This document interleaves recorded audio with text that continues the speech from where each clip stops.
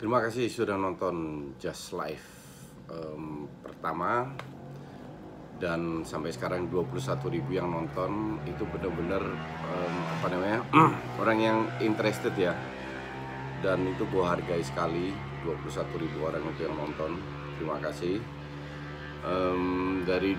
Dari episode pertama itu banyak puluhan masuk ke IG gue, DM bertanya soal ini, kasih masukan juga, masukan next next topiknya seperti apa. Untuk next topiknya itu gue akan bikin soal mistik, soal dunia yang tidak tersentuh berdasarkan pengalaman gue dan pengetahuan gue. Oke. Sekarang gue udah janji untuk bikin jilid kedua tentang kehidupan gue di Indonesia dari tahun 99 sampai sekarang. Jadi 20 tahun. Oke. Gue tahun 97-98 sempat berapa bulan di sini. Pas ada kerusuhan itu terus balik, terus benar-benar balik ke sini itu tahun 99. Tahun 99 itu, asal kalian tahu, gue datang bawa $1.000, 2 koper. Nggak tahu gimana harus survive, tapi gue punya satu sepupu di Kelapa Gading. Di situ gue sempet tinggal 1 bulan. Terus gue kos-kosan di Pancoran. Gue belum nikah, tapi sudah pacaran dengan istri gue sekarang. Jadi gue bener-bener nggak tahu harus ngapain, tapi gue yakin gue harus bisa survive, karena gue udah janji sama nyokap gue pasti survive di Indonesia. Dan salah satu yang membuat gue yakin itu adalah mindset. Gue selalu bilang ke pemain gue juga, pemain futsal timnas, mindset itu sangat penting. Kalau mindset lu kuat, ini menjadi pondasi untuk menggerakkan lu melakukan segalanya. Bukan duit. Duit itu kita cari, duit tidak bisa menggerakkan segalanya, tapi mindset bisa. Jadi mindset gue kuat, gue harus balik ke Indonesia, gue harus survive di Indonesia. Pasti butuh faktor luck, tapi luck itu diberikan kalau lu berusaha. Jadi gue sampai di sini itu bulan Juni, Juli kalau nggak salah, lupa gue. Gue bisa survive sampai Oktober, nggak ada kerjaan. Oke. Bulan pertama nginep di sepupu gue, santai, terus kos-kosan. Kos-kosan tuh gue agak stres di Pengadegan Selatan 8. Kenapa gue stres? Karena gue nggak bisa ambil kos yang mahal, duit gue pas-pasan, gue nggak ada AC, terus nggak ada air panas. Jadi tiap malam itu gue harus mandi air panas biar biar gue bisa tidur. Terus pasang kipas angin. Adik gue datang liburan dari Belanda, sampai dia nggak tega, gue dibeliin audio kalau nggak salah, atau TV, lupa, dibantu lah. Tapi kamar gue komplit, sampai ada microwave segala, TV, audio, microwave, semua komplit lah. Terus gue kebetulan lewat istri gue, kenalannya temen-temennya, gue bisa ngelamar di Sinarmas Pindo Deli. Di situ pengalaman gue pertama juga naik bis mikrolet dari Pengadegan, naik mikrolet sampai Tugu Pancoran situ. Enggak, naik metro mini, naik mikrolet. Terus dari Tugu Pancoran sampai Cawang Indomobil naik metro mini. Di situ ke Kerawang. Jadi gue kerja di Sinarmas 1 tahun di Kerawang, 1,5 tahun di Tamrin, 1,5 tahun sebagai sales manager untuk Eropa Barat. Kebetulan gue bisa bahasa Inggris, Belanda, dan Jerman. Nah di situ gue ada yang bertanya tentang bos-bos gue dulu gimana, karena gue bilang gue kebanyakan pindah kerjaan karena gue nggak cocok sama bos gue banyak yang tolol. Dan di Sinarmas kebetulan ketemu 2 bos yang pintar, Andika dan Sutisna. Dan ya dari bos ini gue belajar banyak. At least kita saling respect lah. Tapi gue emang nggak bisa kerja lama dengan orang, terus gue keluar bisnis sendiri, kertas. sama agen dari Belanda yang gue kenal lewat Sinarmas pada saat gue traveling. Terus setengah tahun, setahun masih ngutang gue 10.000 gulden, gue dikadalin, ya sudahlah. Terus berjalan, gue tidak bisa banyak cerita, ada hal-hal yang gue tidak mau ceritakan karena itu bersangkut paut dengan nama orang dan lain-lain. Tapi ada beberapa hal yang ingin gue share. Jadi gue itu waktu keluar dari Sinarmas, waktu bisnis, setelah bisnis kertas, setelah bisnis gue itu gue bisa goyang. Kebetulan gue 2002 nikah, 2001 gue udah tinggal di apartemen Rasuna juga 2 tahun sewa. Terus nikah 2002, kita beli 2002. Kebetulan istri gue kerja di perusahaan dimana dia bisa dapat pinjaman tanpa bunga. Akhirnya kita ambil cicil, tapi disitulah hidup gue mulai naik turun. Sempet jadi macem-macem lah. Nah, ya, salah satu yang gue mau share adalah gue sempet dapat penawaran dari temen gue, sebuah perusahaan. Dia itu bikin makanan, dan setiap box makanan itu ditaruh t-shirt promo. Itu ada 2000 box. Jadi ini pabrik kasih ke distributor, distributor kirim ke toko, tiap toko yang beli itu bisa dapat t-shirt itu. Dia tanya ke gue, lu bisa nggak bikin ini? 2000-an, 2500, 2000-an lah per bulan. Aduh, sayang juga gue lepas. Gue iyain bisa, pusing. Caranya gimana? Gue nggak ada modal dan lain-lain. Gue tanya istri gue waktu itu, lu punya konveksi nggak? Terus dia tanya-tanya, kenalannya ternyata ada di perusahaannya, ada konveksi yang sering kerjasama. Gue samperin, gue bilang gue ada proyek nih selama setahun, supply kaos, 2000 kaos. Tapi jadi ntar dari pabriknya dikirim dari konveksinya dikirim langsung ke pabriknya, nggak usah lewat gue hanya ngatur invoice saja. Dan gue nggak bisa bayar. Gue bilang pembayarannya gimana? Dia tanya, ya dapat kredit lah, karena gue kenal via istri gue, jadi bisa dipercaya dikasih kredit. Nah, dari pabriknya itu bayar 1 bulan. Gue bilang ke konveksinya, oke, gue bayar maksimal paling lama 2 bulan, kan mungkin bisa mundur-mundur. Nah, ternyata itu berjalan lancar. Jadi tiap bulan yang gue lakukan hanya bikin invoice dan bikin nota ke pabriknya. Duit dikirim bagi sama temen gue.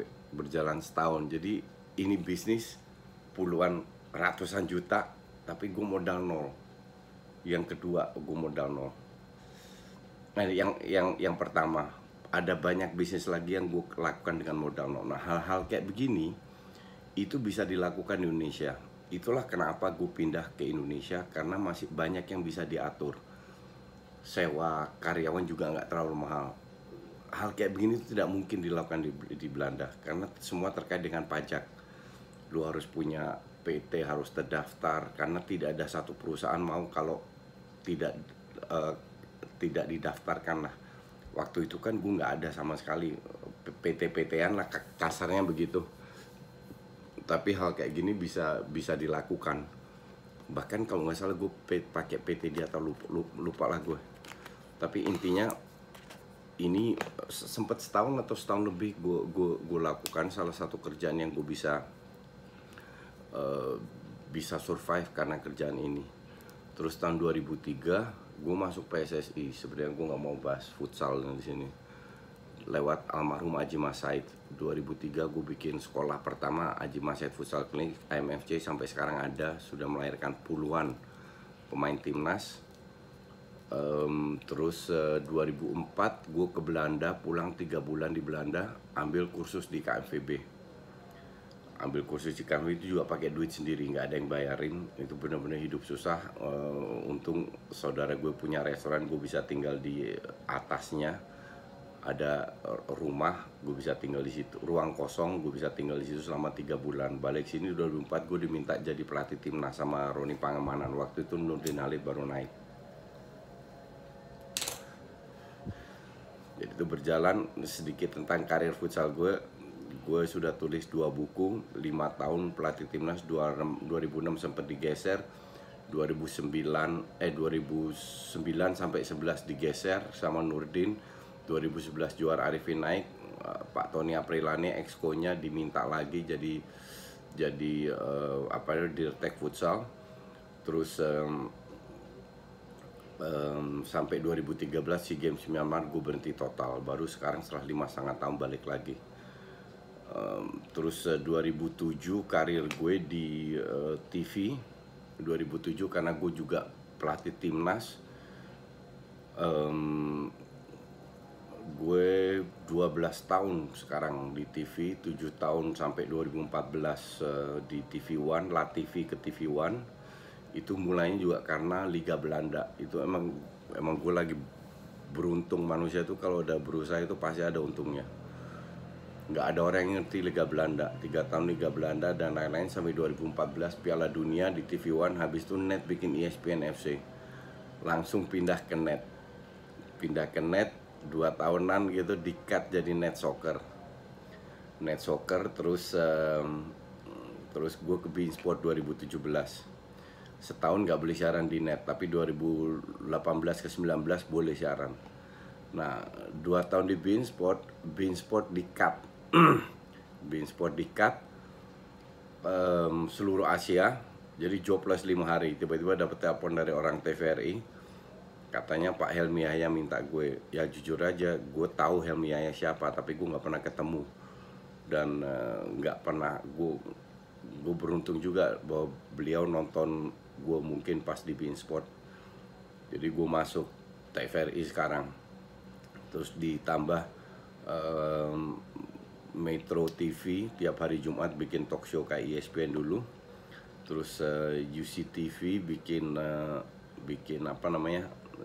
siarin Champions League, dan di situ pun gue juga siaran. Jadi gue bener-bener beruntung lah. Tiap kali di-cut pasti ada TV yang mau ambil gue. Terus 2000 gue mau bilang 2000 ya itu karir gue sebagai pelatih timnas dan pelatih futsal. Terus gue juga mau share soal berbisnis tanpa duit. Gue juga pernah waktu gue ngelatih timnas, gue disamperin partner gue untuk bikin lap flooring. Jadi asal lo tahu di timnas dulu itu nggak dapat kontrak, itu per event aja dibayar. Entah itu lewat Menpora kalau SEA Games, kalau nggak lewat manajer. Dan antara event ini kita tetap kerja tapi nggak dibayar, kan kita tetap mantau pemain. Tapi beruntung gue 5 tahun.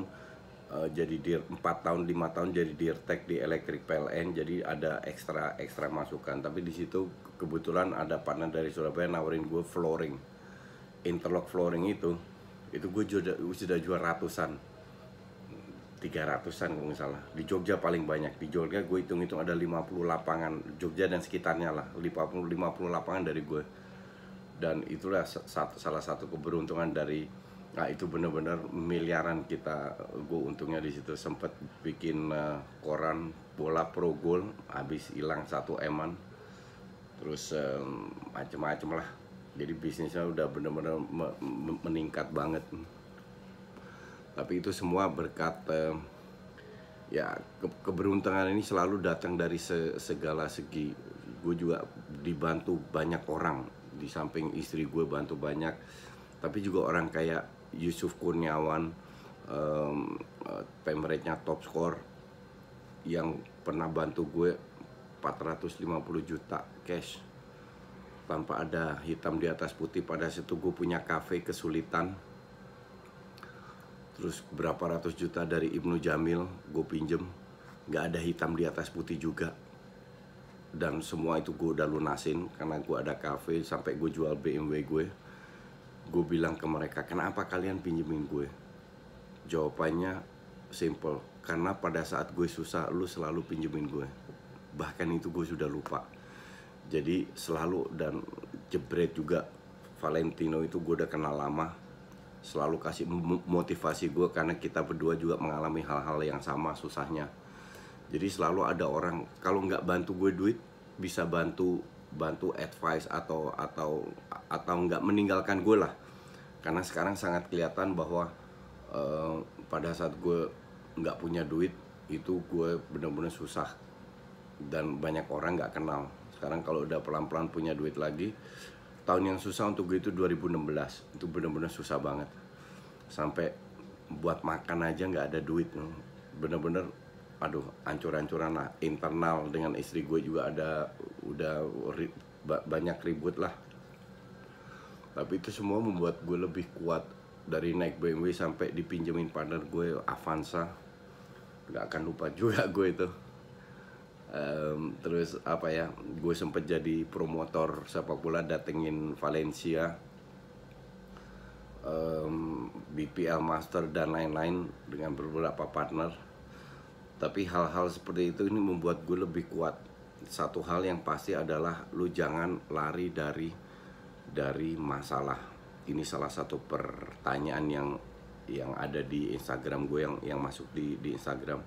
Semua lu harus hadapin dan lu harus punya keyakinan kalau lu kerja halal pasti ada rezeki. Lu nggak usah takut soal itu. Semua businessman yang di Instagram kelihatannya hidupnya mewah-mewah itu bullshit. Pasti ada masalah semua yang kita tidak tahu. Karena rumput tetangga selalu lebih hijau. Oke. Jadi untuk gue, kalau lu punya mindset yang kuat, lu punya keyakinan, itu yang membuat lu bergerak. Itu yang membuat lu lebih kuat. Itu yang membuat lu bisa melakukan segalanya. Nggak usah takut dengan masalah. Semua yang lu lakukan, kalau itu gagal, nggak berhasil, ada konsekuensinya. Konsekuensinya itu lu harus hadapin. Siapapun orangnya lu harus hadapin. Pada saat orang melihat lu tidak lari dari masalah, omongan lu bisa dipegang, banyak yang ngejelekin lu, pasti ada yang ngebantu lu. Itu bener-bener pengalaman gue yang selama di Indonesia gue alami. Karena 20 tahun tinggal di Belanda, gue gak pernah ditipu. Di Indonesia ini gue udah pinjemin orang ratusan juta duit dan gak dibalikin atau belaga lupa. Bahkan sampai ke pemain-pemain gue. Tapi biarin, gue percaya karma. Oke? Gue sangat percaya karma. Karena kalau lu melakukan hal yang benar, pasti lu dapetnya benar.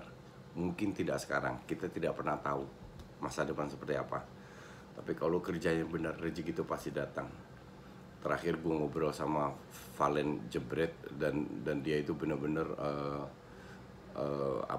kita bahas soal dulu Valen juga pernah di blacklist sama TV sampai dia harus ngegadain STNK mobilnya untuk bisa cicil rumah. Lihat Valen sekarang seperti apa, sukses.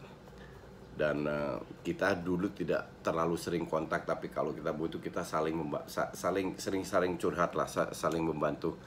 Dulu sebelum gue bikin YouTube ini, Valen yang kasih gue advice, lu kenapa nggak bikin YouTube?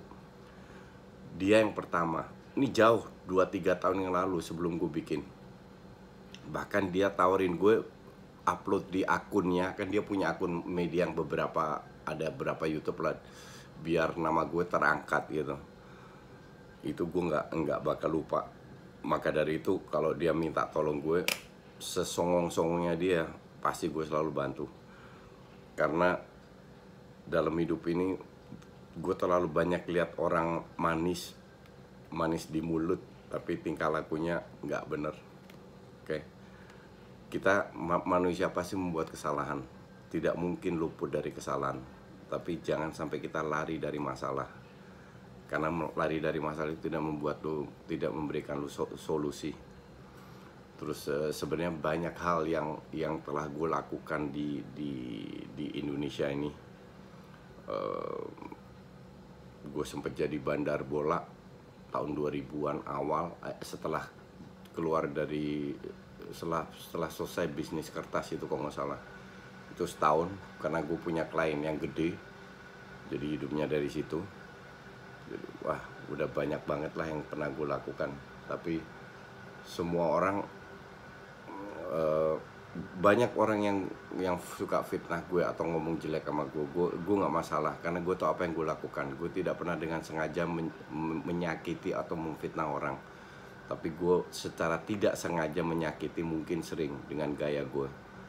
Cuman dari situ gue tidak pernah merasa bersalah atau menyesal, kalau lu orang tanya, coach, apa yang lu ingin rubah karena gue bikin banyak kesalahan dalam hidup gue, apa yang lu ingin rubah kalau lu boleh mengulang hidup ini?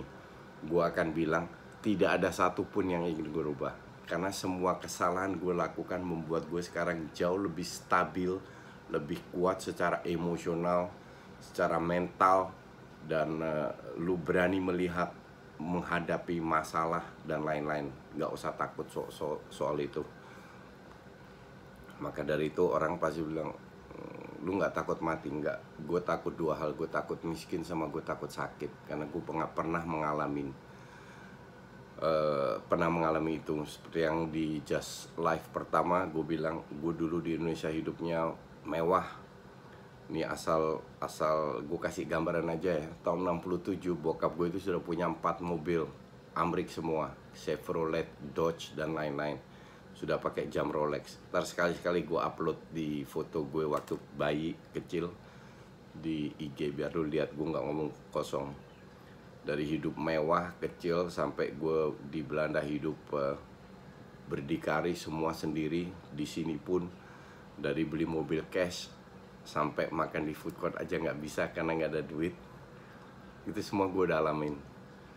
Tapi sekali lagi namanya hidup itu ada siklusnya. Dan seperti gue bilang tadi, 2016 itu hidup gue paling susah. Sekarang meningkat dengan dukungan dari istri gue, dari teman-teman deket gue. Gue nggak punya banyak teman deket, tapi dari mereka lah, dari kenalan yang baik sama gue, kayak Bimo lah, Bimo, Ganindra Bimo, Gie, Panji yang dari net, Temi, selalu kasih motivasi buat gue. Gue nggak terlalu deket sama mereka. Dengan Bimo, dengan lain-lainnya kan lebih temen di TV, tapi mereka selalu memotivasi gue, dan itu untuk gue hal yang sangat berharga. Jadi kalau namanya temen itu nggak harus tiap hari ketemu, lu bisa bertahun-tahun. Gue punya temen-temen dari Belanda, gue belum setahun sekali belum tentu ketemu, tapi kita tahu pada saat kita butuh mereka pasti bantu. Itu jauh lebih penting daripada lu cuma punya sekontainer duit. Oke, thanks for watching. Next gue akan bahas soal dunia mistik. Dunia mistik itu tidak seperti yang lu tonton di TV. Ini berdasarkan pengalaman dan berdasarkan pengetahuan gue akan share. Dan semoga Just Life ini bisa memberi inspirasi ke banyak orang. Thank you for watching.